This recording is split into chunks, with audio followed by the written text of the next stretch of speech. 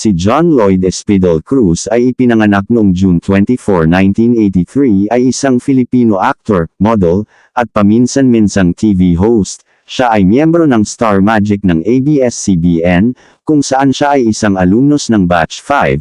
Siya ay gumanap sa teen drama Tabing Ilog, at mas kilala para sa kanyang mga gawa sa soap opera tulad ng It Might Be You, Maging Sino Ka Man, I Love Betty La Fea, at immortal sa buong kanyang karera. Si Cruz ay nakipagtulungan sa maraming artista kabilang si Kay Abad, Bea Alonzo, Angel Locsin, Tony Gonzaga at Sara Geronimo. Nagtapos si Cruz sa kanyang edukasyon sa Marikina Catholic School.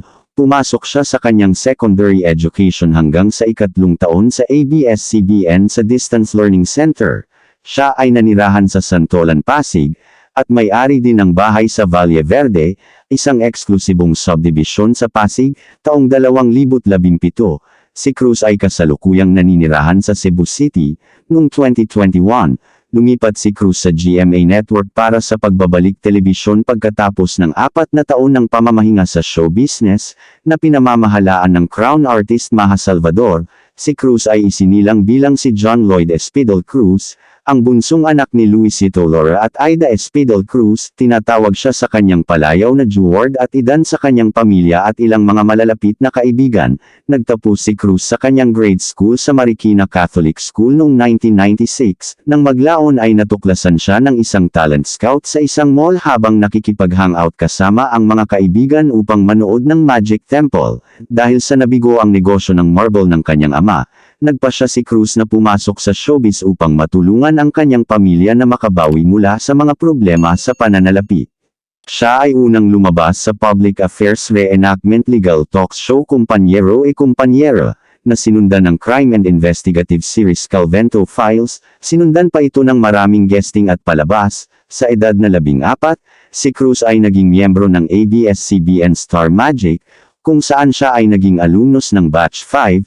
Siya ay miyembro din ng teen trio na tinatawag na Cool It's with Baron Geisler at Mark Solis. Sinimulan niya ang kanyang karera sa showbiz noong 1996. Siya ay isang contract talent ng ABS-CBN.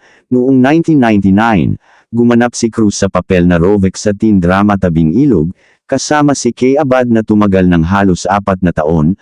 Ang kanyang pambihirang pagganap noong 2002 sa karakter na Yuri sa Kay Tagal Kang Hinintay, kung saan siya ay ipinaris kay Bea Alonzo, at gumanap din sa It Might Be You at Ikaw Ang Lahat sa Akin. Noong 2006, si Cruz ay gumanap sa highly successful soap opera Maging Sino Ka Man kasama si Bea Alonzo, Ann Curtis, at Sam Milby. Ang second season ng drama ay ipinalabas noong 2007. Noong 2009, gumawa pa siya ng isa pang collaboration kasama si Bea Alonzo at gumanap na ang lalaking kalabang si Armando sa I Love Betty La Fea, ang Philippine adaptation ng Colombian telenovela Yo Soy Betty La Fea. Noong 2010, si Cruz ay ipinaris kay Angel Locsin para sa critically acclaimed dark fantasy series Immortal, isang sequel sa orihinal na seryeng Lobo. Bilang isang TV host, si Cruz ay may mga paulit-ulit na appearances sa longest-running Sunday noontime show, ASAP. Siya ay hinikayat din bilang isa sa 4 na miyembro ng Canto Boys kasama ng ASAP mainstay Vong Navarro, Billy Crawford, at Luis Manzano. Noong 2014, ginampanan ni Cruz ang papel na Romeo sa Saturday sitcom series Home Sweetie Home with Tony Gonzaga, na tumagal hanggang sa umalis siya sa palabas noong 2017. Napunta siya sa indefinite leave mula sa show business pagkatapos ng isang kontrobersyal na relasyon sa model at actress Ellen Adarna, na fellow co-star niya sa Home Sweetie Home. Mula noong 2019, si Cruz ay gumagawa ng paminsan-minsang commercial ads. Sa panahon ng COVID-19 pandemic, si Cruz ay nilapitan ni Willie Revillame upang gumawa ng pagbabalik telebisyon sa pamamagitan ng paglipat sa GMA Network. Noong May 16, 2021, pumirma siya sa pamamahala ng Crown Artist Management. Noong June 6, 2021, gumawa siya ng appearance sa GMA broadcast ng Shopee's 6.6 mid-year sale TV event. Gumanap si John Lloyd Cruz kasama si Sara Geronimo sa A Very Special Love na ipinalabas noong July 30, 2008. Ang pelikula ay kumita ng 179,569,117 pesos sa box office. Noong February 2009, Si Cruz ay may follow-up na pelikula kasama si Jeronimo, sa You Changed My Life, ang sequel ng A Very Special Love, ang box office hit na gawa ng Star Cinema at Viva Films. Ang kabuuang theatrical earnings ng pelikula ay umabot sa 240.44 milyon at nairanggo bilang pinakamataas na Filipino film of all time sa parehong taon. Noong kalagitnaan ng 2009, lumipat siya mula sa kanyang mga regular roles para sa isang mas kontrobersyal at mapanghamong proyekto kasama si Vilma Santos, kung saan inilalarawan niya ang papel na kalaguyo ni Luis Manzano sa pelikulang In My Life. Si Cruz ay tinanghal na box office king para sa tatlong magkakasunod na taon, noong 2007, para sa One More Chance, noong 2008, sa A Very Special Love, at noong 2009, sa You Changed My Life, na naging top-grossing film hanggang sa humigit kumulang 6 na taon ng kanyang career.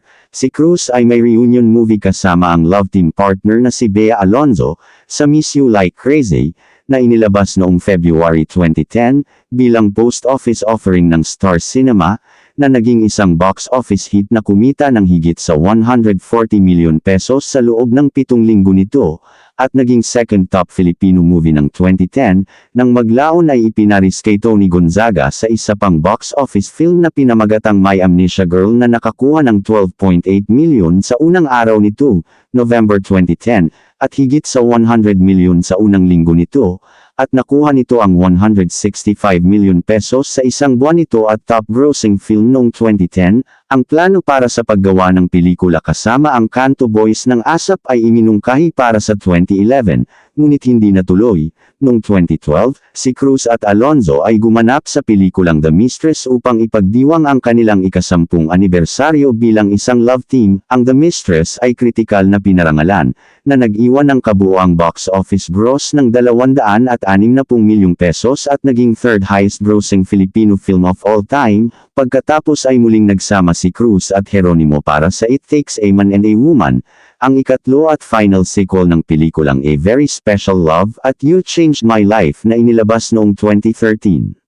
Noong 2015, si Cruz ay gumanap at gumawa ng isang thriller movie Honor Thy Father, na unang pinalabas sa Contemporary World Cinema Section 2015 Toronto International Film Festival.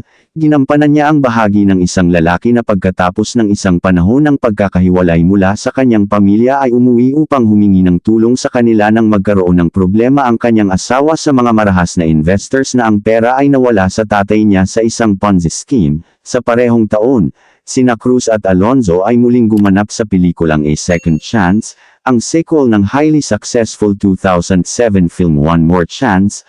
Ang pelikula ay inilabas noong November 25, 2015, at kumita ng 550 milyon pesos at naging highest-grossing Filipino film ng 2015, at highest-grossing Filipino film of all time. Kinilala din si Cruz bilang isa sa 3 pinarangalan ng Star Asia Award sa ika-15th New York Asia Film Festival, NYAFF. Siya ang kauna-unahang Filipino at Southeast Asian actor na tumanggap ng karangalan. Sumali siya sa Miriam Yung at South Korea's Lee Byung-hun. Lahat ng box office stars sa kanilang bansa ay kabilang sa mga tatanggap ng award sa taong iyon. Siya ay itinuturing na isa sa mga pinakatanyag na artista sa bansa, at kamakailan ay naidala siya sa Philippine Walk of Fame ng Herman Kuya Germs Moreno sa Eastwood City, Libis, Quezon City.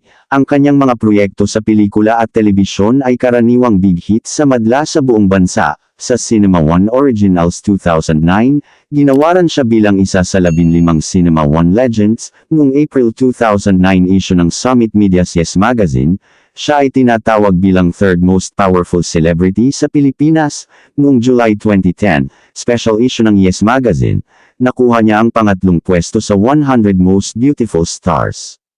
Maraming salamat po sa inyong panunood.